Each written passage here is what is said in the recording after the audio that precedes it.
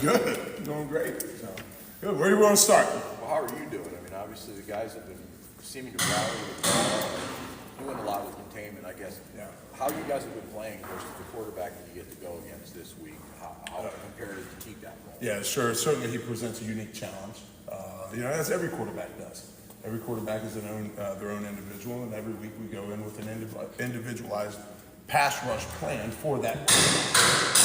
We'll have a plan this week too. But the guys are really embracing that, right? And we talk to them. We've been saying this since day one of hey, we don't rush one-on-one pass rush. We rush 3 is 1, 4 is 1, 5 is 1, 6 is 1, right? Based on the pressures. But of those guys all working holistically in that pass rush. And that's no different, again, whether you're playing Ben Roethlisberger or you're playing Kyler Murray, right? You still have an individualized plan, but those guys have to have what that plan is to pass rush together. Does having Fancher under your belt, I mean, there's similarities between those two guys? There's certainly some things you can take from that, you can learn from that, and be able to say, hey, we did this well against him, or we've got to do this better against him. That's certainly a great comparison, a great, reference point for our players of some of the similarities of who that player was to who, Thomas is for those guys. You mentioned Kyler Murray. You got a 5'9" quarterback. Does that affect anything in terms of jumping, try to deflect passes, or the way you approach that? Yeah, that's something we're always talking to those guys. Again, in that holistic approach of pass rushing together, of, how are we going to squeeze and collapse the pocket, right? And the vertical pushes and the outside collapses. And again, that's no different any week. What are the tools that we're using to do that? I've actually had the unfortunate experience of coaching against Kyler Murray when he was at Oklahoma one time, and that guy could cut some angles. And I thought we had a great. No, you didn't. So he's certainly a unique one. There's definitely some comparisons in that, and I've actually referenced that this week a little bit, even from when I have coached against Kyler, and you see some similarities to this guy. So, but we're always thinking about it. How can we condense pockets? How can we mirror the throwing hands? Again, whether the guy's 6'5" or the guy's 5'9", how do I continue in a series of efforts to rush the passer? What's my conversions? What are my, counter moves, right? And sometimes those are powers and mirrors. So, but again, Ben Roethlisberger or Kyler Murray, right? You still have to think that way.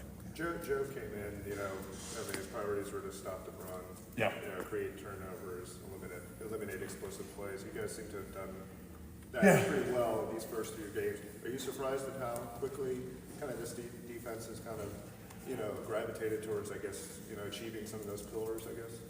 No, I don't think so. And the reason I say that is because of the young men that we have.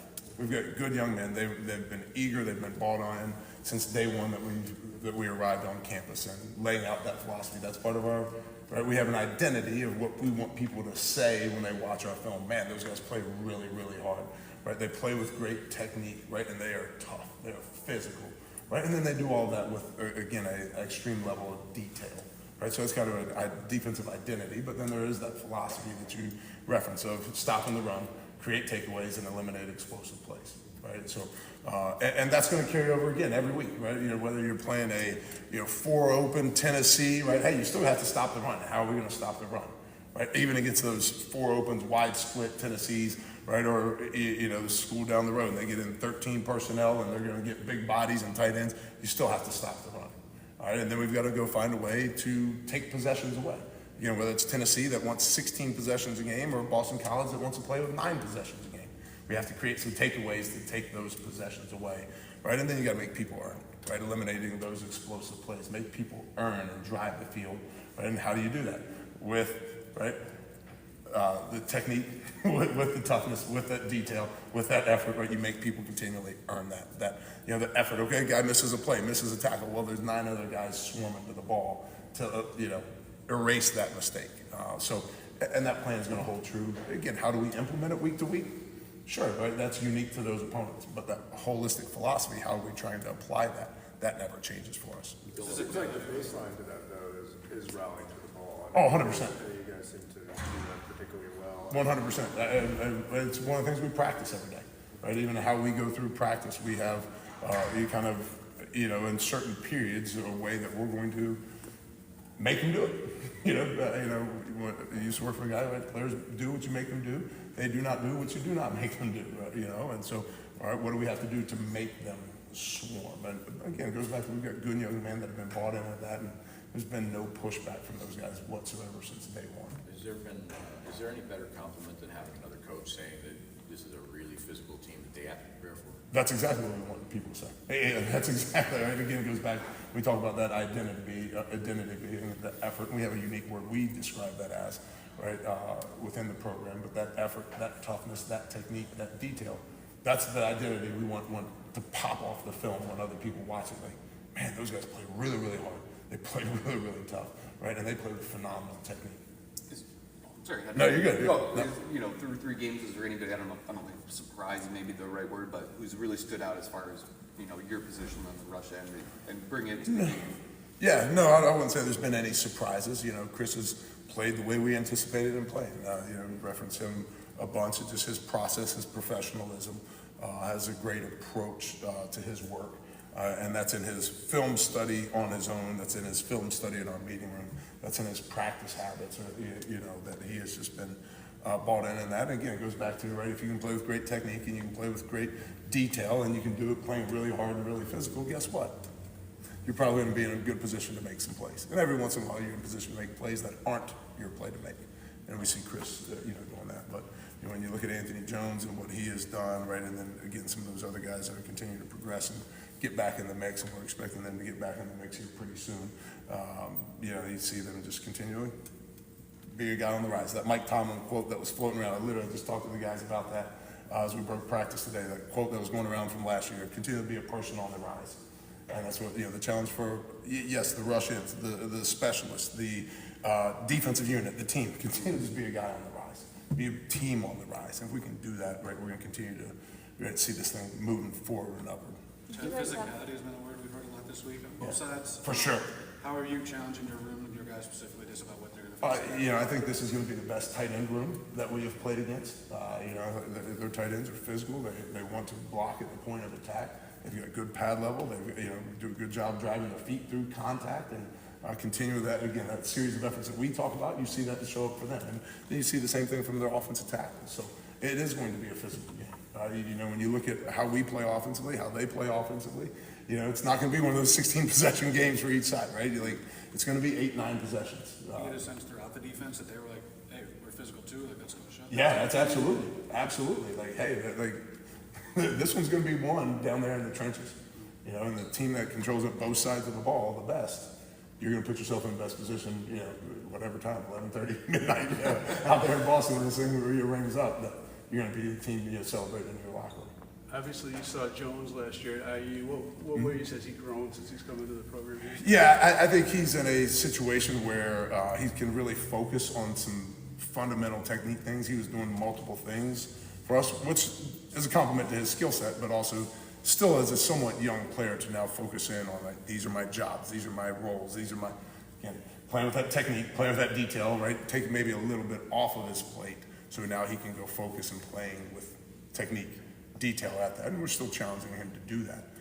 But I think that's where I see him growing, is in just some of the attention to detail that we want out of all of our players, but especially a young player like Anthony that has talent and ability to, let's take the details now and take that effort, take that toughness, take that technique with great detail, and this thing really multiplies. And then having the luxury of him and Bogle. I know Bogle's getting about 40 snaps a game, but Yeah. he can just kind of cut it loose. Yeah, absolutely, and that's exactly where we wanted to be, right? And we told both of those guys coming out of fall camp, hey, as this thing stacks out, I want to be about 60 to 40, 60%, 40%, right, of the total plays in the game, and that's about where we've been.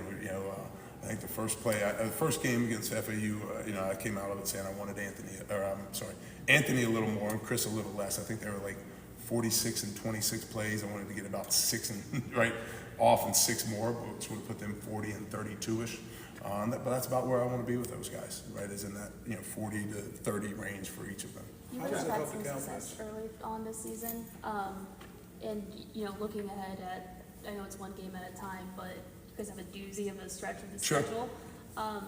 How important is it to just set a tone in this game before you move forward to Big Ten play? Yeah, obviously that Big Ten play is always looming, but this is a quality opponent that is going to require our best.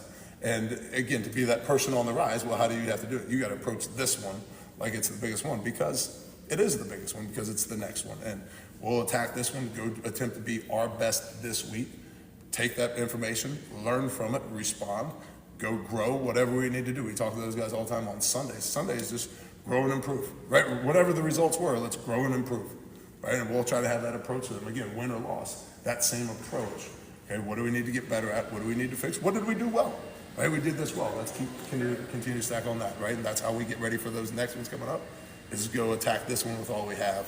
We'll look at it on Sunday. Where do we need to go and improve? And then a week and a half, that Sunday after that one, where do we need to grow and improve to get ready for the next one? So that's just that continual process of attacking that. Going back to FAU and Maryland, obviously you guys kind of, held the line, I guess, basically at the end of both of those games. I mean, Maryland didn't score after the 14-minute mark of the fourth quarter. You guys had 3 straight turnovers on downs against FAU.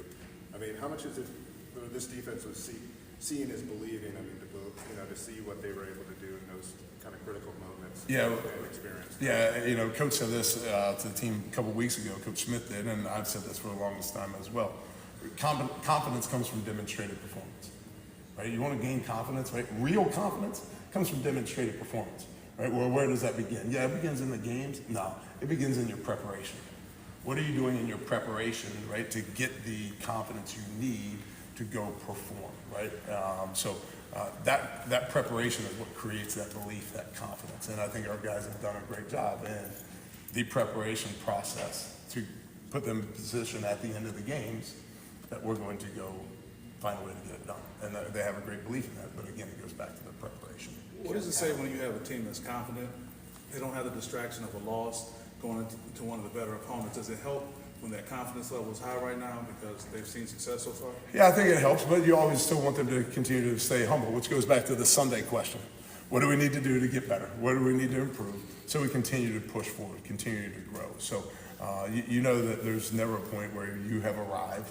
I know that's cliche. Well, cliches become cliches for a reason. Why? Because they hold true, right? That's why they become that. Somebody said it and realized there's truth behind that statement, right? But we have never arrived, and that's the way we try to approach it on those Sundays, is in that process, continual growth, continual improvement, so that the next one, I'm better than the last time. Sure. And then in 2 weeks, I'm better than the one prior to that. So that's really the mindset and the focus for our guys, is just keep building that confidence and that belief through the preparation, through the demonstrated performance, and then, hey, we'll get better at what things we need to get better at, right? That way we still stay humble and hungry, right? But also with a little belief in yourself of what you can do, and we have seen some evidence of that from our guys and the team. Last one down package. Sure. I guess, what has he shown and kind of brought to the equation there? Is he working outside of you, or is he working outside? He's working more, Coach Laney inside, but really what, and I was actually thinking about this last night, and I was going to say something to Coach Laney today, but he has done a phenomenal job of all of that group, because there's a lot of very playable bodies, which was one of the things we said coming into the season, right, was going to be one of our strengths, just the depth, right, of playable bodies and finding roles. And roles for them to embrace. And it goes back to the question of Anthony Jones, right? For Quintale, he's playing base downs, but he's also playing on our third down package. Now, be able to go attack the details of that so they can perform and execute at a high level, right? And when you can focus it, again, Ken's playing on the base down stuff for us as well. But I think Coach Lange has done an outstanding job of just helping create roles and jobs for guys to keep all of them engaged, right? To help, at the end of the day, as Coach Smith says all the time, start of the team as a team. What's my job? What's my role? Whether it's scout team, whether it's third down, whether it's base down, whether it's, hey, field goal block. Like Raquan Buckley has bought in that he is bought in on field goal block. That's one of his roles and jobs on the team, right? So more guys can do that, right? You just, the confidence, the growth of the team, because they're all in it for the team. He almost brings a speed rush element. Oh, 100% inside. He creates matchup problems for guys inside. Yeah, he creates matchup problems for those guys inside, no doubt about it. Thanks, Coach. Yeah, absolutely. Thanks, guys.